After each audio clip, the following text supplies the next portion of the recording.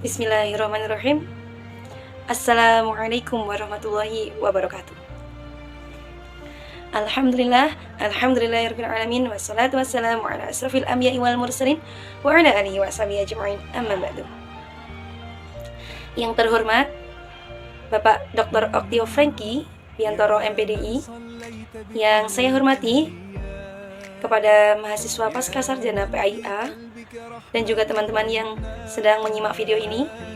Pertama-tama marilah kita panjatkan puji syukur kita kehadirat Allah Subhanahu wa taala yang telah melimpahkan rahmat, nikmat, hidayah serta karunia-Nya kepada kita semua, sehingga pada kesempatan kali ini kita dapat belajar kembali dalam keadaan sehat walafiat tanpa kurang suatu apapun.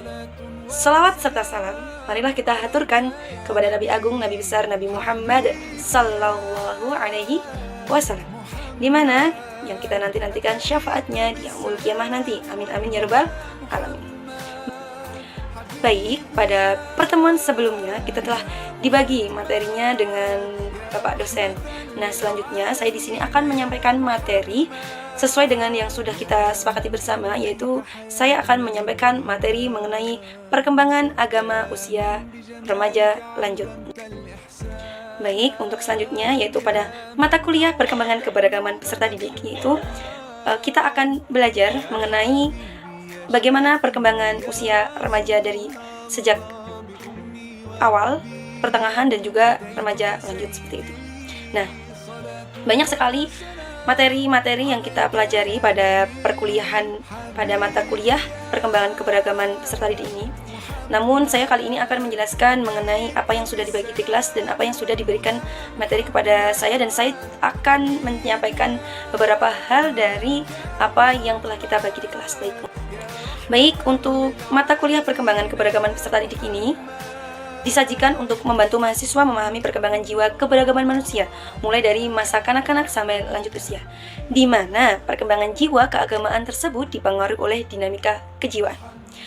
Nah, hal ini penting untuk diketahui karena mahasiswa PAI disiapkan untuk menjadi guru agama yang bukan hanya bertugas untuk menanamkan materi pelajaran keagamaan, namun tugas yang lebih berat adalah membentuk jiwa keagamaan anak didiknya sejak dini hingga nanti akan dibawanya di usia dewasa nanti.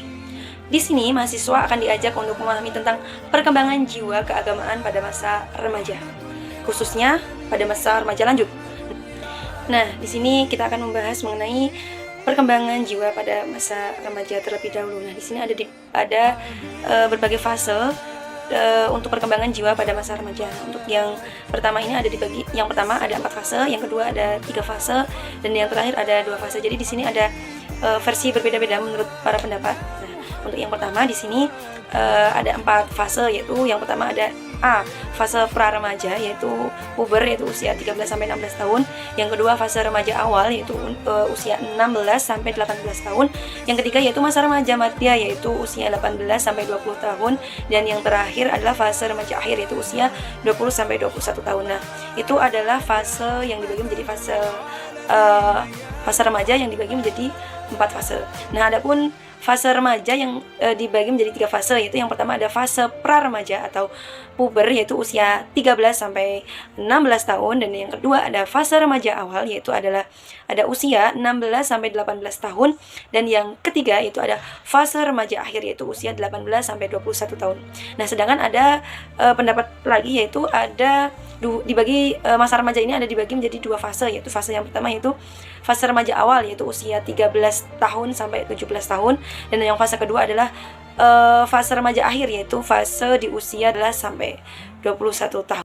Baik, di sini kita akan membahas pada awal dulu, yaitu mengenai pengertian. Itu untuk pengertian yang pertama yaitu mengenai pengertian remaja sendiri. Menurut Sutiningsih 2010, yaitu masa remaja merupakan masa peralihan dari tahap anak-anak menuju tahap dewasa, di mana pada masa ini terjadi lonjakan pertumbuhan yang diikuti dengan perkembangan seks sekunder, perubahan-perubahan psikologi dan kognitif. Nah, selanjutnya ada pendapat lain, yaitu menurut Kartono 2011, yaitu masa remaja disebut pula dengan masa berhubungan antara masa anak-anak dengan masa dewasa. Nah, pada periode ini terjadi suatu perubahan-perubahan besar dan esensial mengenai kematangan fungsi-fungsi rohaniah dan jasmani, terutama dengan fungsi seksual. Jadi dapat disimpulkan ya bahwa remaja itu adalah masa transisi dari masa anak-anak menuju dewasa, dan tentunya banyak sekali yang dialami, yaitu perubahan baik secara fisik maupun psikis. Nah, selanjutnya yaitu ciri khas usia remaja lanjut. Nah, di sini masa remaja lanjut atau bisa disebut dengan late adolescent yaitu mempunyai ciri khas, yaitu yang pertama, mampu berpikir kritis abstrak, dan yang kedua, lebih sensitif dalam mencari teman sebaya. Jadi di sini dia lebih seleksi lagi terhadap teman-teman, terhadap mencari teman seperti itu. Nah, yang ketiga yaitu mempunyai citra jasmani di dalam dirinya, dan yang keempat, dapat mewujudkan rasa cinta, dan yang kelima yaitu mengungkapkan kebebasan dirinya. Nah, jadi seperti itu tadi ciri-ciri khas pada usia remaja lanjut. Baik, untuk selanjutnya kita akan membahas mengenai perkembangan pada masa remaja akhir, yaitu pertumbuhan fisik remaja akhir sudah bisa dikatakan sempurna, terutama pertumbuhan tinggi badan. Jadi misalnya jika ada anak remaja yang pada usia ini tinggi badannya itu mencapai 160 cm, maka kemungkinan besar sampai dia tua nanti tingginya badannya adalah 160 cm. Namun untuk berat badan masih mungkin akan mengalami perubahan, yaitu bisa bertambah atau berkurang berat badannya, karena berat badan ini sangat dipengaruhi oleh beberapa hal. Nah, adapun perubahan-perubahan itu dipengaruhi ada beberapa, yaitu ada makanan, ada suplemen, ada dari gizi, ada dari kondisi pikiran, dan ada dari tingkat aktivitas seseorang, seperti itu. Nah, selanjutnya yaitu kita akan membahas mengenai perubahan secara psikis. Nah, di sini perkembangan secara psikis akan terus mengalami perubahan. Nah, di antara ciri-ciri psikis remaja akhir yaitu yang pertama, mulai menemukan identitas dirinya secara pasti.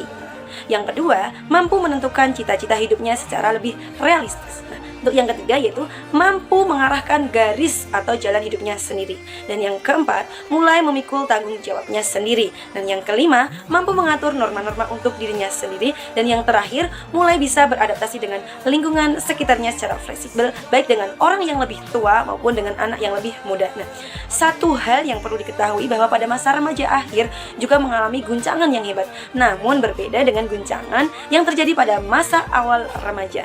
Di mana pada masa remaja awal ini keguncangan disebabkan ketidakseimbangan antara pertumbuhan fisik dengan perkembangan psikis. Nah, pada masa remaja akhir ini guncangan disebabkan karena ketidakseimbangan antara nilai-nilai yang sudah ditemukan dan dianutnya dengan realitas kehidupan di sekelilingnya. Jadi antara pikiran dan perasaan di dalam diri remaja akhir ini sudah mulai saling berinteraksi dan seimbang, namun seringkali pikiran dan perasaannya kurang sinkron dengan kondisi lingkungannya. Hal ini menyebabkan kegelisahan dalam diri mereka, seperti itu. Baik, untuk selanjutnya yaitu kita akan membahas mengenai perkembangan keagamaan pada masa remaja akhirnya. Perkembangan jiwa pada usia ini ibarat grafik yang bukan semakin naik, justru malah semakin menurun apabila dibandingkan dengan masa sebelumnya. Nah, jiwa agama remaja akhir ini semakin menurun dipengaruhi oleh dorongan seksual yang kuat di dalam diri mereka dan belum ada kesempatan untuk menyalurkannya, ditambah dengan rasionalisasi ajaran agama yang semakin kuat serta realitas kehidupan masyarakat sekitarnya yang sering bertentangan dengan norma-norma agama. Nah, kondisi tersebut menyebabkan jiwa agama yang sudah dipupuk sejak kecil akan mengalami penurunan. Nah, terkait dengan masalah ini, Dr. Ali Maligi dalam salah satu laporan hasil penelitiannya yaitu menemukan keraguan remaja dalam beragama cenderung terjadi pada usia 17-20 tahun. Nah, berikut beberapa karakteristik perkembangan jiwa keagamaan remaja akhir, yaitu yang pertama, percaya terhadap kebenaran agama tetapi penuh dengan keraguan dan kebimbangan. Yang kedua, yaitu keyakinan dalam beragama ini lebih dipengaruhi oleh faktor rasional daripada emosional. Dan yang ketiga, pada masa ini mereka merasa mendapatkan kesempatan untuk mengkritik, menerima atau menolak ajaran agama yang sudah diterimanya sejak kecil. Nah, keraguan jiwa agama remaja akhir ini semakin memuncak ketika memasuki usia 20 tahun.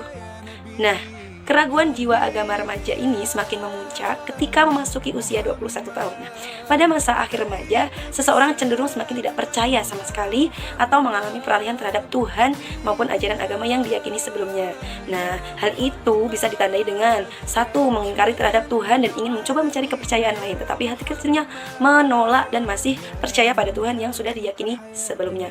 Yang kedua, jika pada masa usia sebelumnya remaja ini tidak mendapatkan fondasi agama yang kuat, maka bisa mengarah pada perilaku ateis atau menafikan Tuhan.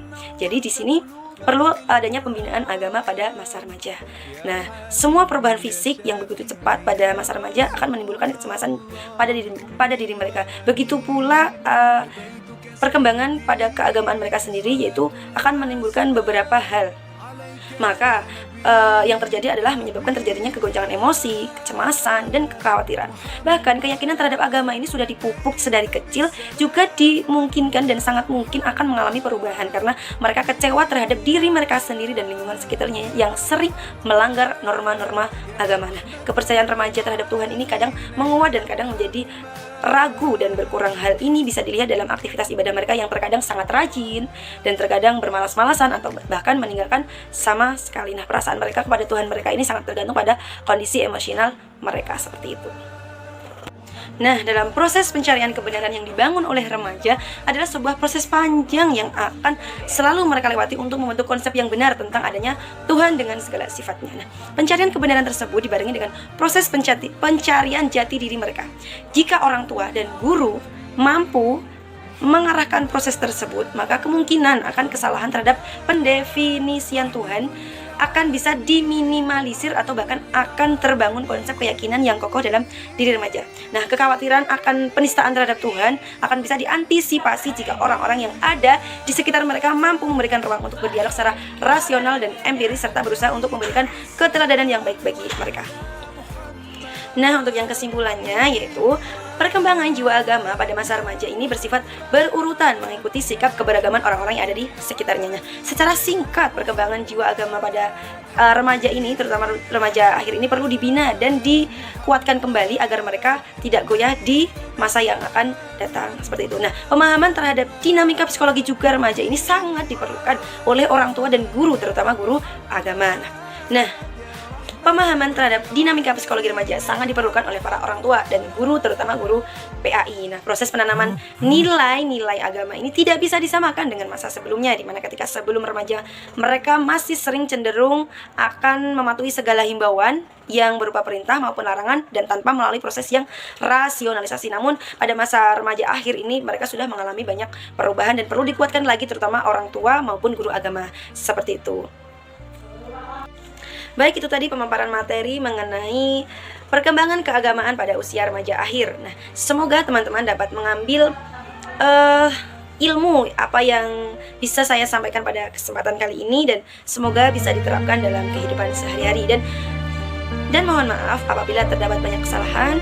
Apabila ada lebihnya maka itu datangnya dari Allah, bila ada kurangnya maka itu datangnya dari saya sendiri.